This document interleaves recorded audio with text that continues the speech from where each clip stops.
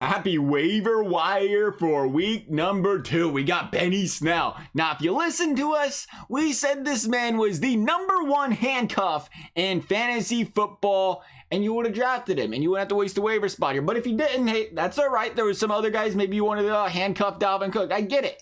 So let's hope you have a high waiver order spot here, because it looks like James Conner's gone down, and Benny Snell is going to be a big target. The question is, how long will James Conner be down? He might be back next week. We'll see. Got to wait on those injury reports. But a guy like Benny Snell has the chance to be an elite running back in that Steelers offense. So there won't be a lot of waiting around in the waiver wire. I imagine people pick him up right away after, especially 113 yards on the ground last week on 19 carries. Then we have Malcolm Brown. Now, he's not at the top of my waiver wire priority list by any means due to the faith in Cam Akers on this team, but Brown continues to be the TD vulture. He's seen a lot of the third down snaps. He's seen a lot of receptions, which is huge in what is a committee game over here in LA. Brown, 18 rushes, 4 targets last week, and 2 touchdowns will definitely be a stat line of interest to many owners.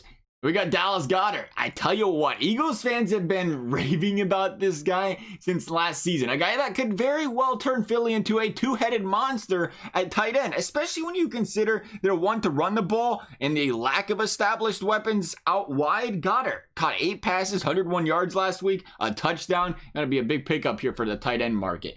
Nyheim Hines. Now, Hines is a big pickup here. I know Taylor fans don't want to hear it, but it was clear they weren't ready to give him that featured role in his team, at least not yet. The good news is Mac is now out of the way, and we could very well see a Melvin Gordon, Austin Eckler 2.0 forming here in Indianapolis, with Hines clearly being Rivers' favorite weapon to dump it off to early and often. And in the red zone, Hines is going to get some ads here.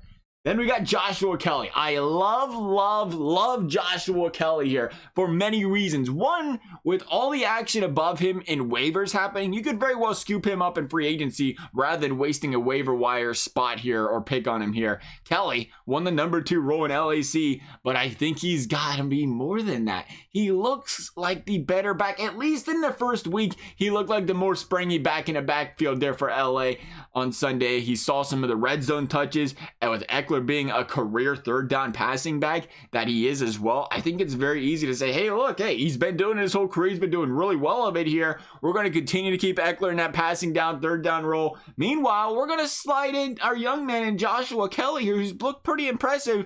And on the early downs, maybe in the red zone, see what could happen. This could be a long play, though. I do think maybe this comes to fruition in a couple weeks, but you want to get ahead of that early if you can hold him on there or hold him on your team. Joshua Kelley's a nice guy to have. That's our waiver wire targets. Thank you guys for watching. We'll see you.